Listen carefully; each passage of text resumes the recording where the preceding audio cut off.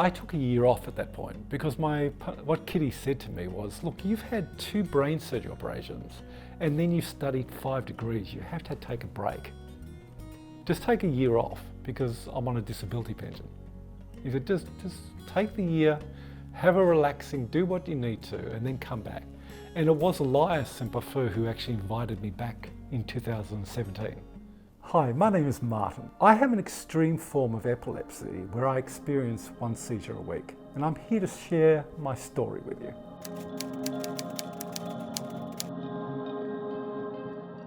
One thing that made a big change in my studies at a postgraduate level was meeting my partner, Kitty. She was so supportive of me because the fact was she grew up watching her mother have seizures. And so when everyone else around me was freaking out because I had a seizure, she would just jump straight in apparently. And the next thing that I was consciously aware of was that I was lying on the floor in my office and she was sitting there beside me waiting for me to regain consciousness because she knew it would take that long. And the first time I just lifted my head and looked at her and she said, "Don't worry, you just had a seizure in the kitchen and I brought you to your office. My mother has epilepsy, it's okay." And we just were best friends from that point, and it developed from there into a relationship. Now that was when I was studying my Master of Philosophy and she was studying her PhD at the time. When I studied my PhD, I went on to the Health Sciences faculty and Elias Ep.4 decided to be my supervisor. He actually got the room that I was working out of in the education building to be my office because he knew that it would be too hard for me with epilepsy to catch 2 trains and a bus each day out to Lidcombe. Rather, me having just a 30-minute walk to the main campus was a lot easier for me. And Kitty at the time was studying her postdoctorate in another university, but still giving me support. So it was very supportive. So that's what gave me a lot of strength through that period. I studied about men who have brain surgery for epilepsy, like myself, and how difficult it is for them to fit back into life afterwards. How do they see themselves, or their subjective well-being is the term. Because a lot of people find it very difficult, even if the seizures are completely stopped, to just get back into normal life because they've been out of the workforce for so long. They don't really know how to work with people. And because being a communicative person or a social person is normally a left hemisphere action, and I am right hemisphere dominant, it makes it a lot harder to be in groups because you can't remember people's names. That's your left temporal lobe. For someone like myself, if someone says to me, "Hi Martin," it's the back of my brain that firstly sees their face and thinks, "I know the face." It's in the parental lobe that says, "I can trust this person," but normally your brain goes to the left temporal lobe and says, "Their name is this."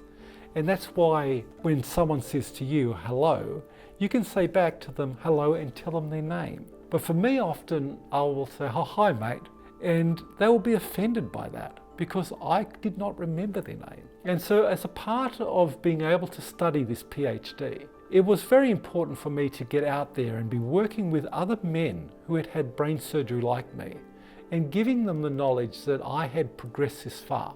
And they felt like, wow, I can do more than what I am doing now. Because here's somebody who has also had brain surgery, not only once, but twice, and is now actually doing a PhD. That's where it's very important to believe in yourself and just know what are your instincts.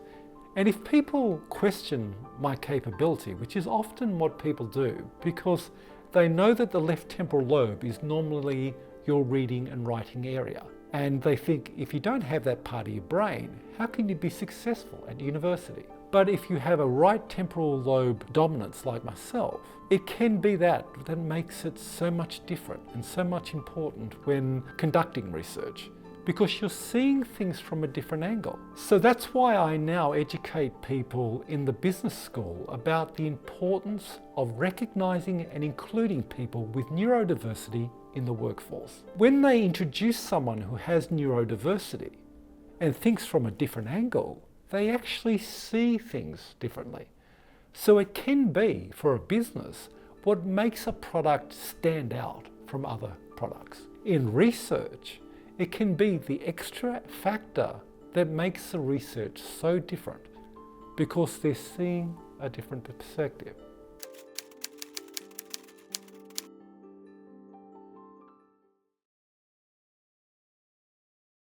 Yeah, what I did was I booked a year at the gym.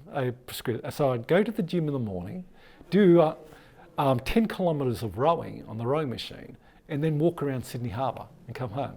Every day? Every day, yeah. It was just my routine. I loved it. I loved going and looking at the beauty, because again, the artistic brain, looking at the environment, you never get sick of it. You're always looking, wow, doesn't that look great? Doesn't the Harbour Bridge look good? So